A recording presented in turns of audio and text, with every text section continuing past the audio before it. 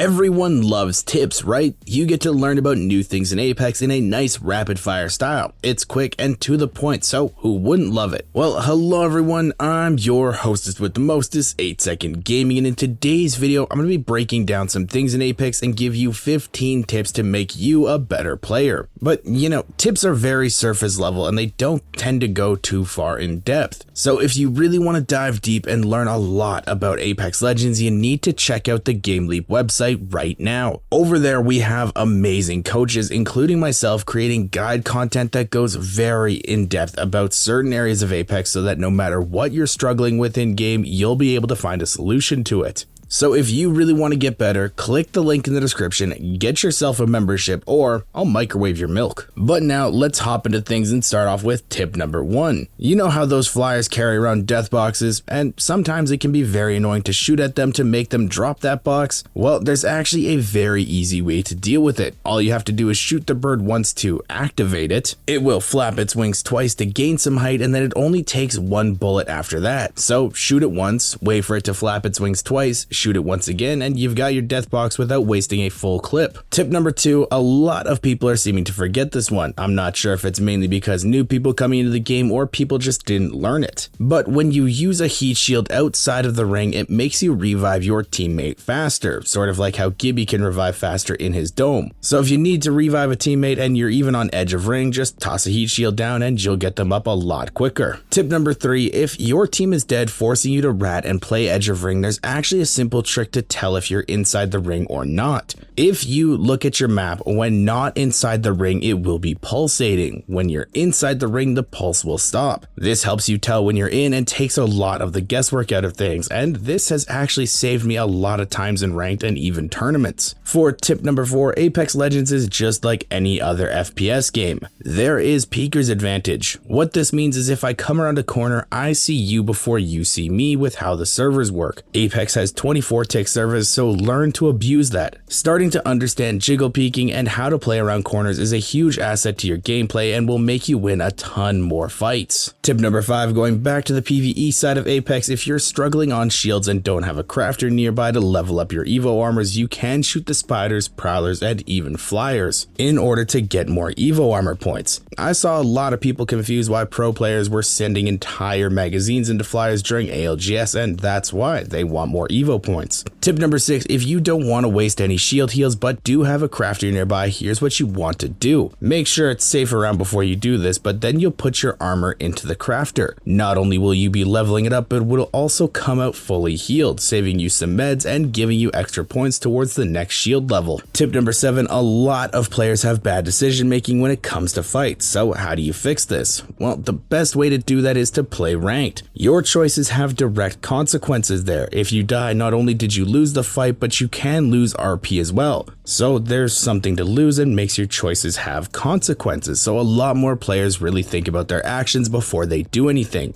This will help you figure out better choices and really work your way through decision making and end up giving you better decision making in the long run. Tip number 8, pay attention to what door you sit behind. Some doors in Apex have an opening on their bottom sides, and to some people that may not mean anything, but with the right grenade placement, you are actually able to throw a frag under it and get it to the other side of the door. This is a far better choice than kicking a door down when someone is playing the other side, and not a lot of people expect it, giving you the upper hand. Tip number 9, one thing I constantly see people asking is how to get better positioning in fights. They aren't sure where to stand or who to focus or even anything like that. And there is one major way you can get better positioning in fights, and that is to watch people that are better than you play the legend that you play. So if you were to play Wraith, you can watch Imperial Hal. If you play Pathfinder, you can watch someone like It's Timmy, or if you play somebody like Bloodhound, you can watch me over on Twitch TV/8Second Gaming. Watching people that are better than you and see how they position in fights, you can start to pick up little tips and tricks from them and be a lot better off because of it. This is something that has helped me drastically with my positioning in fights because I used to watch a lot of pro players. So it does work. Tip number 10, one thing that kills a lot of players is something called over peeking, or another term you may have heard is ego peeking. This is where you'll start to shoot someone, they'll be shooting at you, and they will do a lot more damage to you than you did to them, and then you'll still go back to peek them again. This habit kills a lot of players all the time, and it's something you need to stop doing. If you're going to re-peek someone, try keeping your shields at least above 1/3 before going back. Tip number 11, though you should know how to use every single gun in Apex just in case you need to fight with something you aren't comfortable with, but it is a good idea to pick 2 main guns to run game after game in order to learn them inside out and backwards. That way you'll have a go-to setup for ranked and even tournaments if you get into them. You're then able to slowly branch out and learn more and more to that extent, making you a lot better of a player overall. If you want 2 guns to start out with, my recommendation is the Mastiff and the 301, 2 very solid guns. Tip number 12, this is one that I have covered in a settings video, but I still see a lot of people making this mistake, so I'm covering it again. If you haven't done this already, go to your FOV slider and under it you'll see ability scaling. You want to turn that off. What this does is popping something like an Octane Stim or a Bloodhound ult will widen your FOV. This then affects your sensitivity and can end up leading you to missing shots. Turning this off is the best choice and will help you out a ton overall. Tip number 13, Olympus has a ton of spots that you can fall off of. I'm sure everyone knows that, but a lot of people don't know that when you're driving a Trident and happen to fall off the map, you actually get sent up into the air and can skydive back down. Most people panic and jump out of the vehicle, but that's what kills you. Just stay in the Trident and you'll be able to land safely back on the map. Tip number 14, a lot of people don't like hiding in Apex, but if you're playing ranked, it is something that you're gonna have to learn to do. All of the maps have a ton of rat spots, and you need to be aware of them to help you out in a pinch. Most of these are very public and people do check them, so it makes them a little less useful, but it never hurts to try and use them just in case. You never know what you can get away with in a game. Tip number 15, if you're trying to bait someone to come into your building and want a little bit of an extra heads up when they do, other than the audio, because we all know that you can't really trust audio in Apex, what you're going to want to do is ping the door. It will actually highlight it through walls and allow you to see when it gets opened. You can then pop out and shoot whoever came through that door and not have to worry about sound whoring. And I know that I said 15 tips, but because you guys made it this far in the video and I love you for that, so I'm going to give you a super secret bonus tip. So tip number 16, if your teammate is downed and you have zero cover anywhere near you, here's what you can try to do. Throw a thermite grenade right in front of them. This will give you a nice little blind spot enemies might not be able to see through, and the sound of the grenade can cover the sound of you rezzing. You might not think that this would work because people can just see you, but sometimes crazy things can work out. Visual clutter is insane in Apex and this can actually help you. But you know, there's always going to be small things in Apex people can learn. This game has a ton of things going on and always new stuff being added, so it's hard to keep up sometimes. But I really hope you guys enjoyed this video and learned something new. If you did and you want to stay up to date with the latest and greatest Apex Legends tips, tricks, and news, don't forget to smash that like and subscribe button. Thank you all for watching. Once again, I'm 8 Second Gaming and I will see you in the next one.